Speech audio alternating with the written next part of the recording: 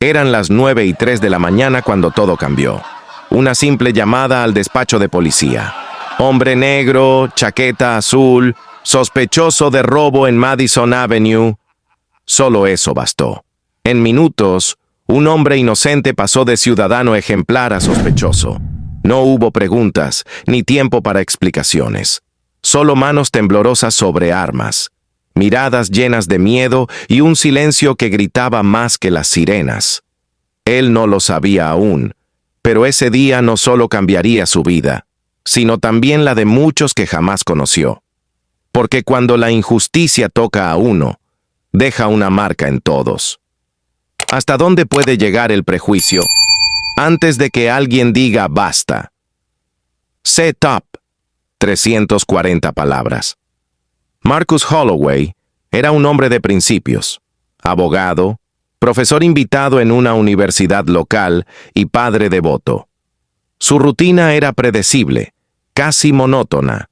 Café negro a las 7, desayuno con su hija a las 7:30, lectura de casos antes de salir al trabajo. Siempre la misma corbata amarilla, símbolo de suerte y de orgullo paternal. Se la había regalado su hija el día que ganó su primer juicio importante. Esa mañana, sin embargo, decidió caminar hasta el despacho. Era un día soleado, con una brisa suave y el bullicio característico del centro de la ciudad. Marcus disfrutaba esos pequeños momentos, los que lo mantenían conectado con la vida fuera de los tribunales. Mientras avanzaba por la acera, escuchó el zumbido de una patrulla acercándose. No le dio importancia. Era una calle transitada, con tráfico constante. Pero cuando el vehículo redujo la velocidad y lo siguió durante varios metros, una inquietud comenzó a formarse en su pecho. Un oficial lo observó por la ventana, luego otro. En segundos, las luces se encendieron y el sonido del altavoz rompió el aire. «Deténgase». No se mueva. Marcus se giró confundido, señalando su maletín, tratando de explicar. Pero ya era demasiado tarde. 2 policías descendieron con las manos en sus armas, la tensión evidente. Lo rodearon, lo registraron, lo esposaron.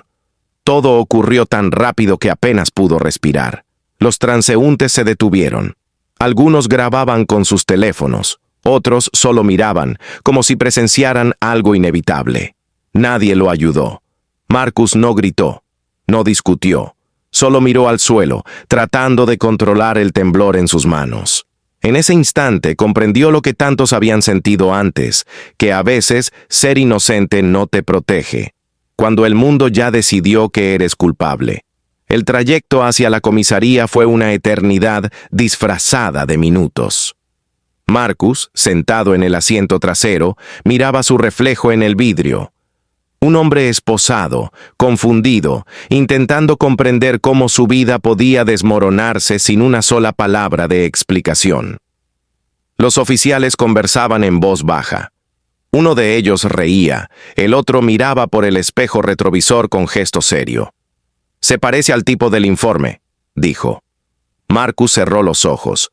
No había nada que pudiera decir sin empeorar las cosas.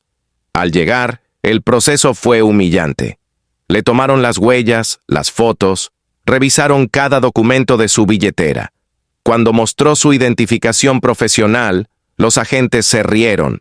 «Abogado, ¿eh?» Todos dicen lo mismo. Pasaron horas. Las paredes de la celda olían a humedad y desesperanza. Un hombre al otro lado murmuraba algo sin sentido.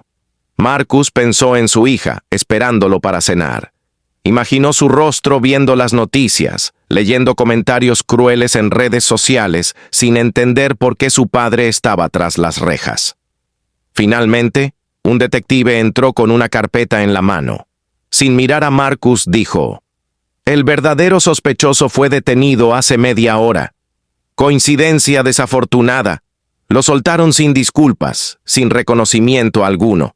Uno de los oficiales incluso le entregó sus pertenencias con un gesto indiferente. Afuera, la ciudad seguía girando como si nada. Pero Marcus no era el mismo. Caminó hasta su oficina en silencio, con el eco de las esposas aún marcando su piel. Se miró en el espejo y apenas se reconoció. Esa noche no durmió. Se quedó frente a su computadora revisando leyes, casos, estadísticas. Descubrió que su experiencia no era aislada, que miles de personas habían vivido algo similar, algunas sin sobrevivir para contarlo. Los días siguientes, los videos de su arresto circularon en redes. Millones los vieron, algunos lo defendían, otros lo insultaban. Pero lo que más dolía era el silencio de quienes decían ser sus aliados, sus colegas, sus amigos. Fue entonces cuando Marcus tomó una decisión. No dejaría que lo ocurrido se convirtiera en otra noticia olvidada. No quería venganza, quería justicia real. Decidió demandar al departamento de policía y convertir su caso en un símbolo. Sabía que el camino sería largo, que enfrentaría odio, amenazas, manipulación mediática. Pero también sabía algo más, que el cambio no ocurre cuando se tiene miedo. Ocurre cuando alguien decide hablar, aunque le tiemble la voz. El día del juicio llegó. Afuera del tribunal, una multitud esperaba. Periodistas, manifestantes, familias con carteles que decían «Justicia para Marcus» y no más perfiles raciales. Marcus entró al edificio con la cabeza en alto. Vestía un traje gris impecable y su corbata amarilla, aquella que su hija le insistió en llevar para que recuerdes por qué luchas. El silencio dentro de la sala era sepulcral. Los mismos oficiales que lo habían arrestado estaban presentes, esta vez sin risas. El juez levantó la vista, observando la tensión en cada rincón. Marcus tomó la palabra. Su voz era tranquila, pero cargada de verdad. Lo que me ocurrió no fue un error. Fue el resultado de años de desconfianza, de miedo disfrazado de protocolo. No soy el primero, y lamentablemente no seré el último si seguimos mirando hacia otro lado. Sus palabras no eran solo una defensa, eran una declaración. Cada frase era un golpe de realidad. Las cámaras captaban cada gesto, cada pausa. Algunos en la sala contenían las lágrimas.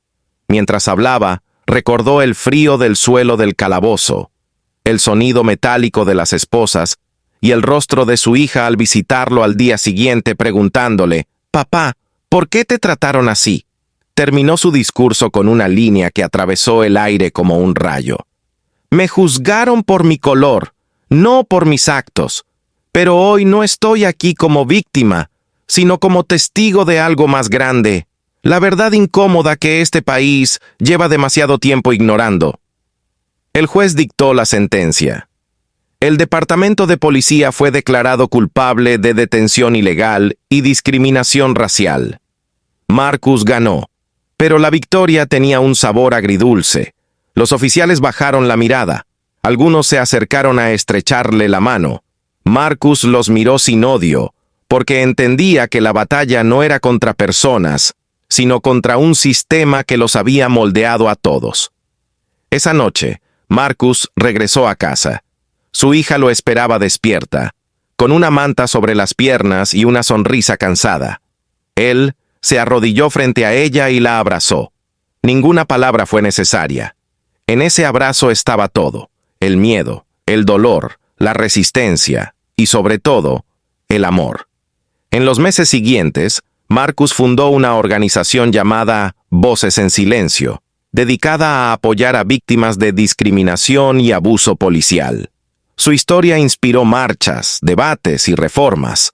Recibió invitaciones de universidades, fue entrevistado en noticieros internacionales, pero lo que más lo conmovió fue recibir cartas de jóvenes diciendo: «Gracias, ahora sé que no estoy solo». Sin embargo, Marcus nunca buscó fama. Su propósito era más grande: usar su voz para amplificar las de otros. Un año después, volvió a la misma calle donde todo comenzó. El asfalto era el mismo, el ruido también, pero él ya no era aquel hombre confundido e impotente. Se detuvo frente al punto donde lo esposaron y cerró los ojos. Sintió el peso del pasado, pero también la fuerza del cambio. Sabía que su historia era solo una entre miles, pero también sabía que cada historia contada abre una grieta en el muro del silencio. En una entrevista final, alguien le preguntó si alguna vez perdonó a los oficiales. Marcus respondió con calma: perdonar no significa olvidar. Significa no dejar que el odio defina lo que somos. Ellos me arrestaron por error, pero su error me dio propósito. Desde entonces, su nombre se convirtió en sinónimo de esperanza. En las escuelas, los profesores mencionaban su caso para enseñar empatía. En las calles, su rostro aparecía en murales con la frase: el silencio es complicidad.